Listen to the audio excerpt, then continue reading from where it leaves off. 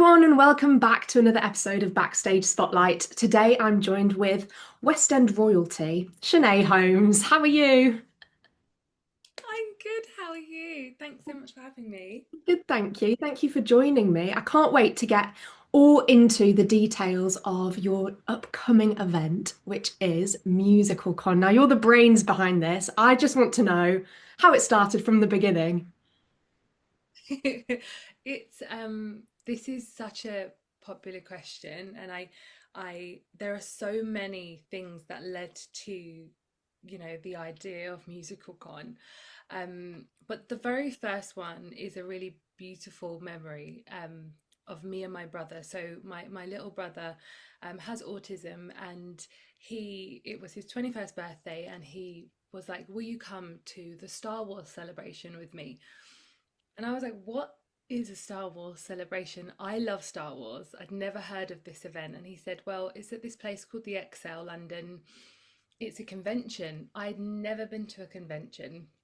I'd never heard of cosplay or anything like this. And he convinced me to cosplay as a character. So I cosplayed as a female Chewbacca, Oh, as you do. And he was Lando, and we went to the XL, and there were so many people. This event took over the whole of XL, so I think it was like 250,000 people, Star Wars fans. And I started getting a little anxious because sometimes Joelle, becomes distressed or anxious when there's lots of people around. Um, and he didn't know anyone. We were there together, and this group of um, people came up to him and started commenting on his costume, and I just started to panic, and I didn't know how he was going to respond. And then he kind of started talking about Lando, and then they said, "Can they have a photo with him?" And I thought, "Oh gosh, no, no, no, no! He might not like this." And he stood there, and he got his cape, and he like proudly took a Lando stance. And I literally was emotional, and I always get emotional talking about it now because for me, and I think for anyone who, you know, sees, particularly my little brother, I'm so protective of him. To see him become so empowered by cosplay, by the art of cosplay, and he was like that for the rest of the day because Lando's a really unique character and he looks like Lando, and he was asked many times for photos, um, and it didn't phase him at all. And some days there's times where he will struggle to go to the shop, and to see him do that and feel empowered and feel so safe by this huge Star Wars community, I was like, this is so special. There must be a home that we can create, but for musical theatre fans, where they feel empowered, safe, celebrated. And then that's really when I was like, wow, this, whatever this is so magical and so special. And my God, we managed to create that with Con for sure. oh wow, what story. I've got goosebumps just you talking about it. That's so special and it's so personal to you as well. So for you to switch Yeah, that and see how you can help even more people is so beautiful. yeah. Thank you so Oh, much thank for you sharing so that much. Thank story. you to Joelle. Thank you to Joelle who convinced me to be Chewy. So, an idea to actually putting a convention on, there must be so many different steps in between that. And I can't even imagine the preparation and the planning that goes into an event like Musical Con. So, tell me what the first steps were after you had the idea and how you bring an idea to life in such an amazing way. Because I went to Musical Con last year and what a great place to be at. It's it's um it's one of these things you have to kind of, everyone has fantastic ideas, and I think this was so clear in my mind the way I wanted it to look and feel, and the branding, and all of those things came as we started. And we did change. We had a branding, we started with a certain type of branding, and that completely shifted. And even the night before we went with that huge videos where all the artists were like, musical con for the first time, and it swept through the musical theatre social, um, socials. It was everywhere, wasn't it? That video when it dropped, the just before the night that we launched, we actually changed the branding from West End Musical Con to Musical Con, and we were like pulling our hair out. But I suppose you have the idea. It has to be really clear and visual in your mind, and then everything comes. Like I am the ideas person, and my husband Chris, who is the co-founder and co-creator, he is the strategist. He just is has such an incredible business acumen. So the first thing that we did was set up a meeting with the XL. We went down there literally the week after we had the idea. We started speaking to them about how much it costs to hire the XL, how conventions work. But that first year was literally learning a whole other industry than I had ever been involved in. I mean, conventions are an industry of their own. They are beasts the way it works. And I think now, knowing how much goes into it, would I have done it again? If someone had said, Shanay, this is how much it's going to cost and this is how much work's going to go into it, I don't know if I would have jumped in, but I suppose that's the beauty of the not knowing. You Yeah. have to be fearless. And, I just knew we had to do it. And once you make that decision, you're committed. And then that's it. So yeah, it was the XL. Then of course it was, the artists. And I've got to say a huge shout out to all the artists that are involved, because particularly that first year, it was just me going to them and saying, hey, I've got this really cool idea. I want to do it. And will you be part of it? And will you trust, or do you trust me enough to allow me to associate your name to this Yeah. thing? And they all did. There was over 100 artists that first year, and they all trusted us with that. And I have to say such a huge shout out to them. um, and yeah, and then you start to see all the moving parts and all these things that you've spoken about: competitions, meet and greets, exhibit, marketplace. You have to build it. For sure. And so many people in the industry came forward, so many shows, and so many, like the marketplace, for example. Most of the people in the marketplace that first year were super fans of musical theatre that mostly traded on Etsy or sold on Etsy. There's so many people like that create, musical theatre pins is such a good example, who sell on Etsy. And then we created this event and we were like, hey, do you fancy selling in person? And they're like, yeah, that's really cool. And all of them had to learn how iZettles work, how packaging, all of this stuff, quantities. You commit and then you begin to learn. So it's a huge, huge thing. But I think, yeah, if you're tenacious enough, then like me, you will just learn on the job. Yeah, it really is fascinating. So this year's musical con is coming up 18th to 19th, that weekend of October, which is quite soon. So for It people really is. who, yeah, I can imagine with all the planning, you're like, oh, it's coming closer. For the people who haven't experienced musical con before, what can they expect at this year's con? This year's con, I think we really have nailed, 4 years into it. You're really learning. So you're learning like this, the amount of people, for example, you will expect. You're learning about what people really don't like, what they do like. And I think, we always listen to people's feedback and anything that people have to say, because it's not just about us, it's about the community that participate in the weekend.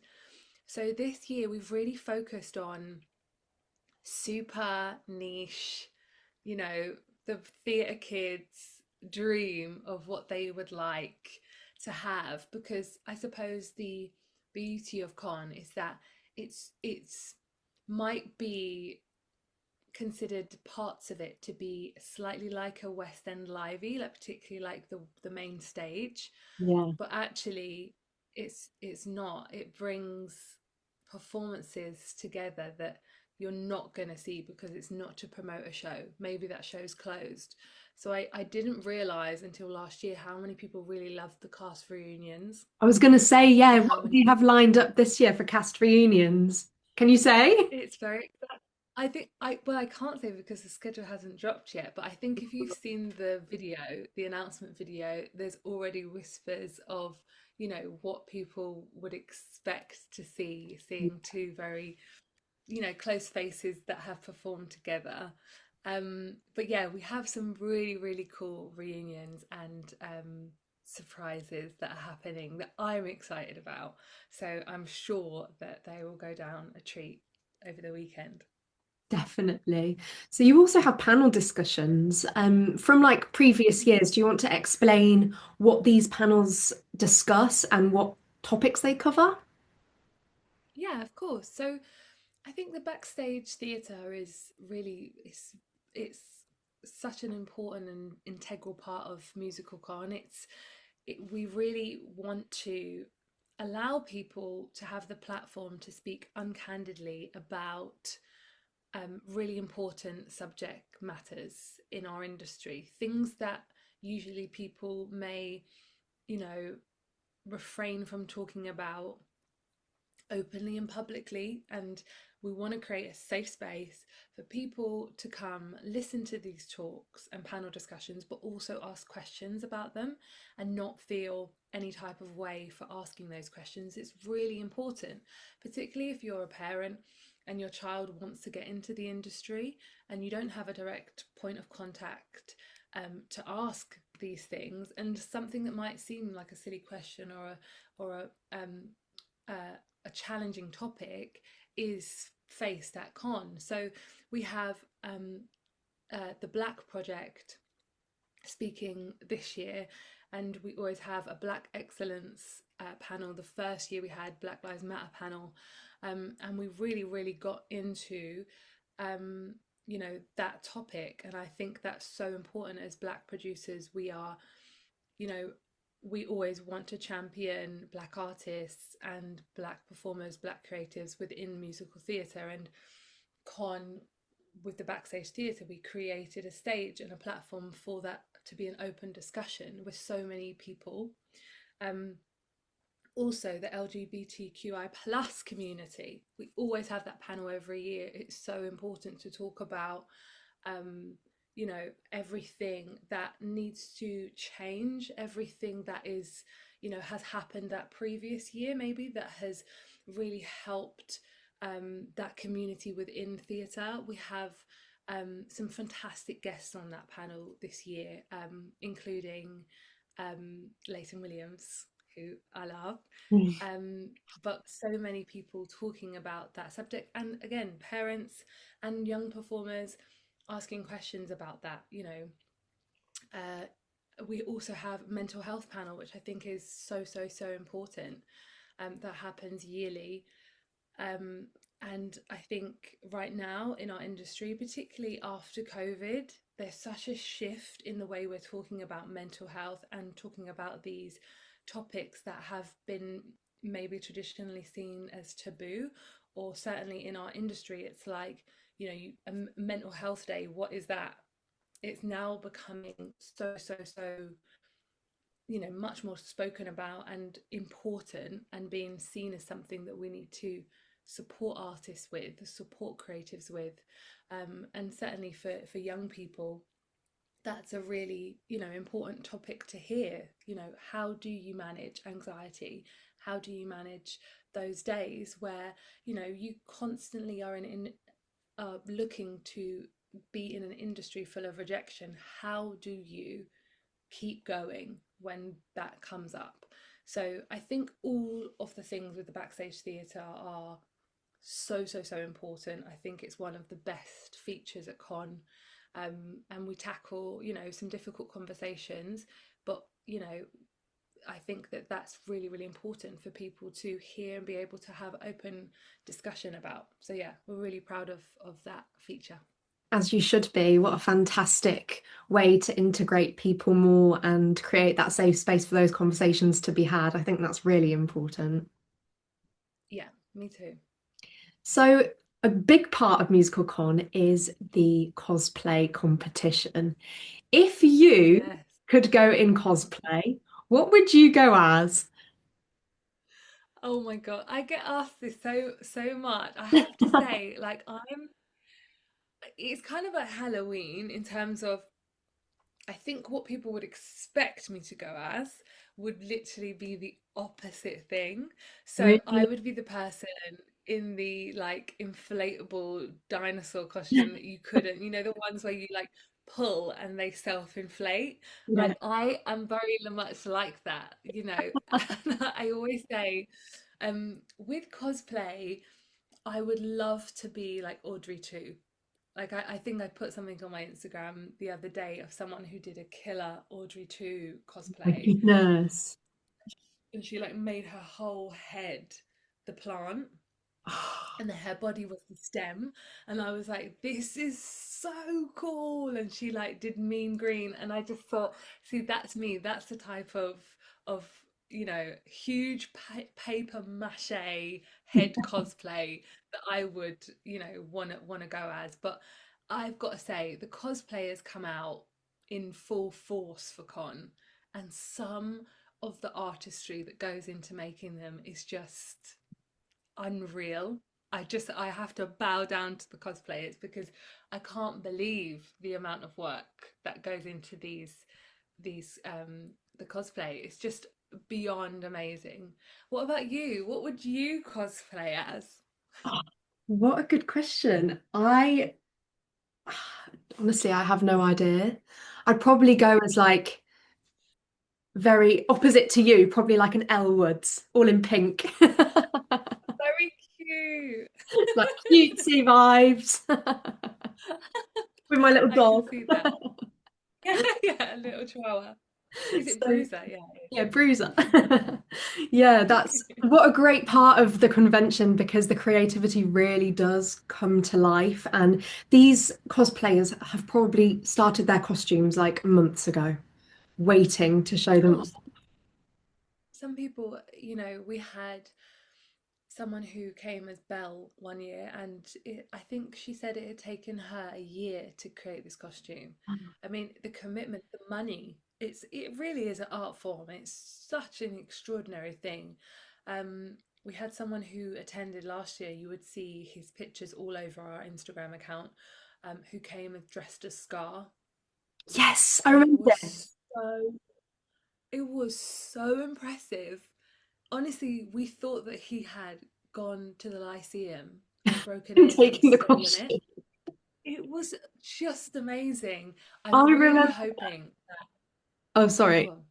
I hate the Zoom lag, but I remember walking around the convention and I saw him and I was like, oh, they've actually got like the costumes from The Lion King to like walk them around the convention. I was like, wow, like, but no, that was Honestly, cosplay.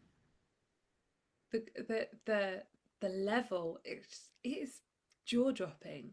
Like the Phantom, that there's a guy who comes as the Red Death Phantom, and who won actually year one the cosplay competition, and of course he was going to win. I mean, this costume is just like, it looks like it's walked off a film set or straight off the stage.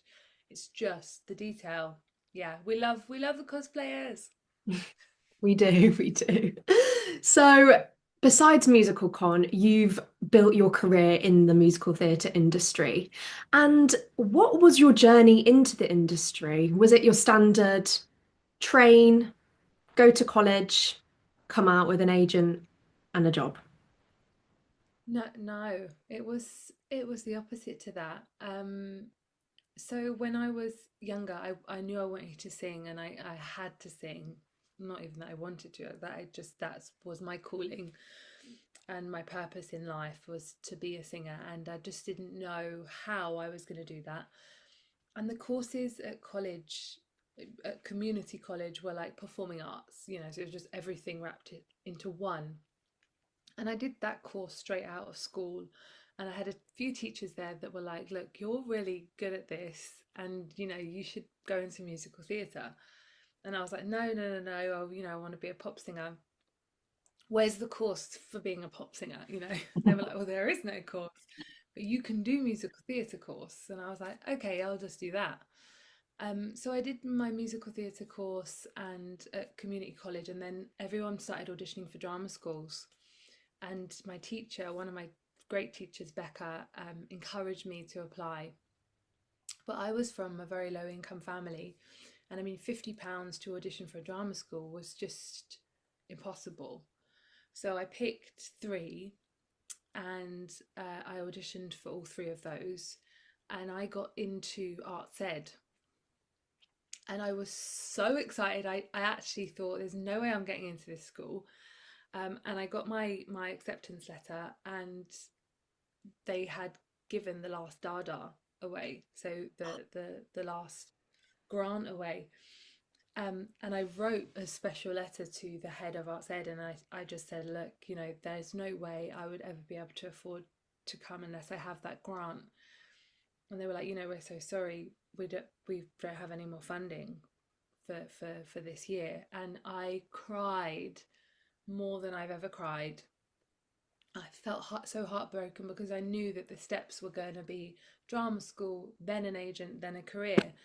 Um, and so, I just felt really disheartened. I didn't know what to do. And I saw an open call for the Lion King in the stage newspaper. And I wasn't going to go. And my now husband said, look, I'm going to drive you to that audition. Um, and I was like, okay, I'll just, I'll give it a go. And I auditioned for Pippa Alien, and I got all the way down to the last two Nalas that year. Um, and I didn't get the job. But when I didn't get the job, she came out and told me face to face, which doesn't usually happen, that I didn't get it. And thank you. And I said, will you help me find an agent?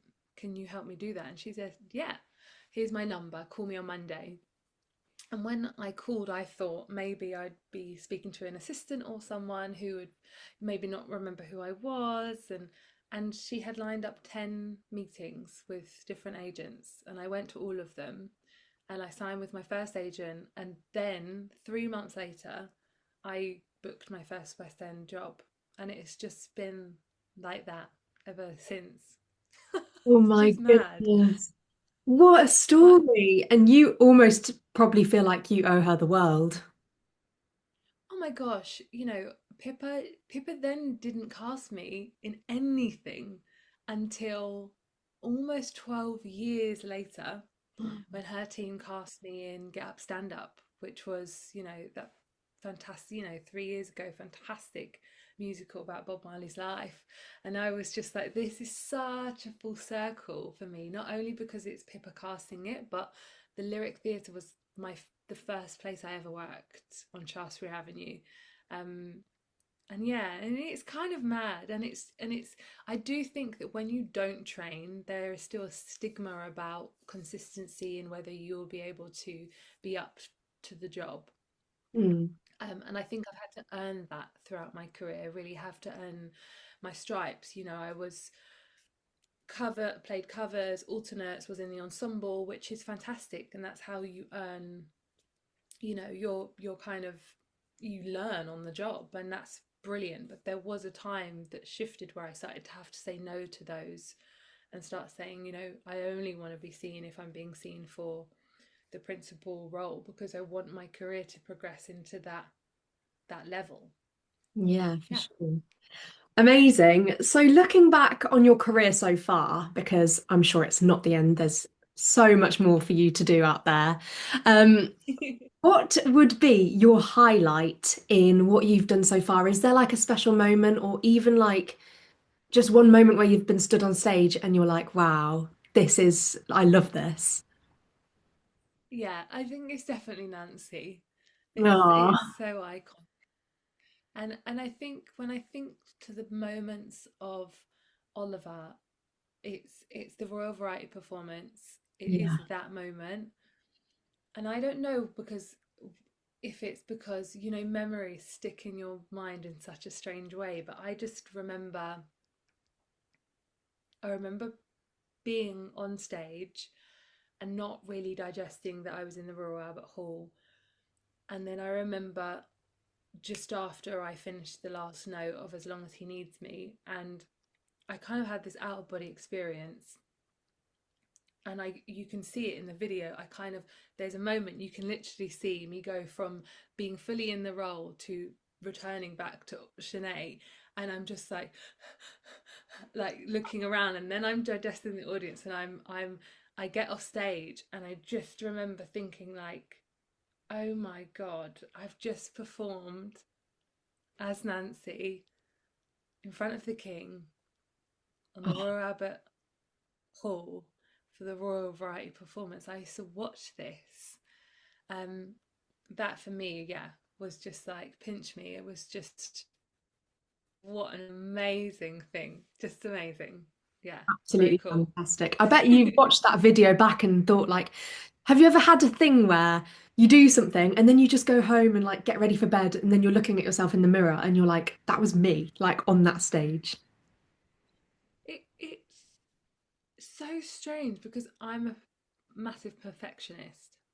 So when I watched it back, I had like notes. I had, I had like, well, that's, I could have done that a bit better, and I'm very hard on myself.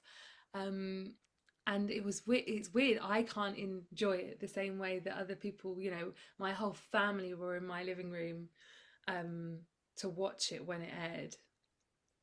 And I remember my stepdad like watching, and then he was like, just like, what is going on? But you are like, oh my God, it's so surreal, isn't it? It's Yeah. just, yeah, it's just one of those things. It's just, how can you ever get used to that? Yeah, it's Mad. kind of like an out of body experience if you watch yourself back.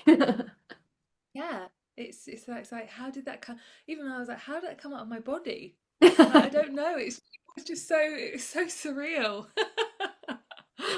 So, Very to wrap wild. things up slightly, 5-year plan, like if you could project, say, for example, musical con in 5 years' time, your performance career in 5 years' time, where would you like to be?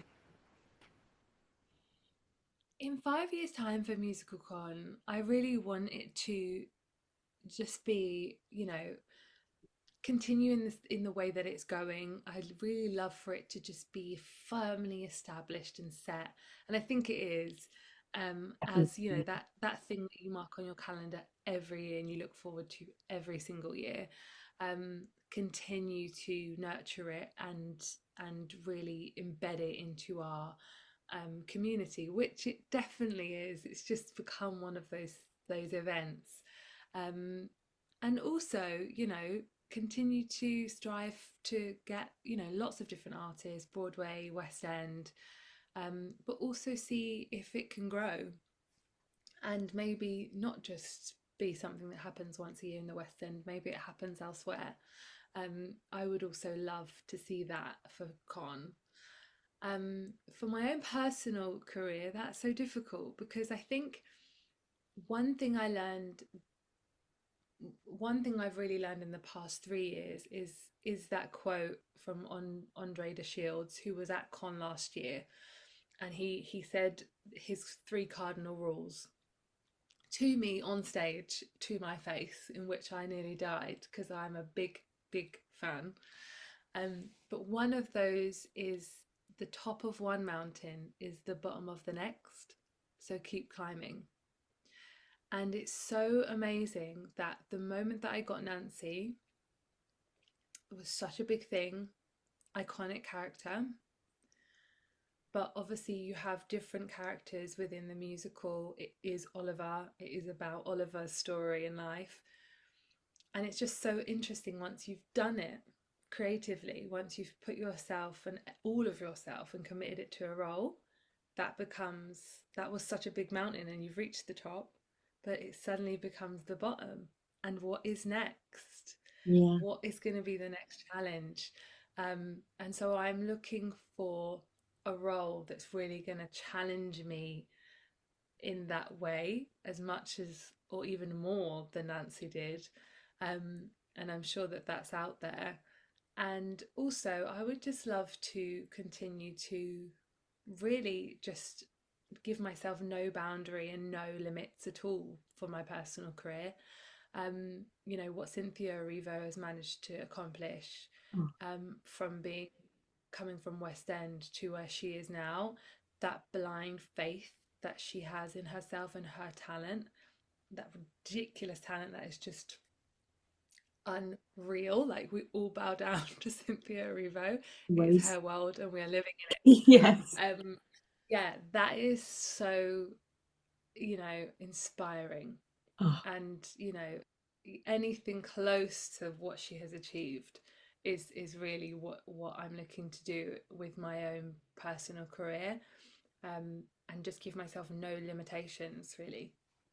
wow. I mean, the sky's your limit. That's what they say. Yes, sky's the limit. Let's go. Ah.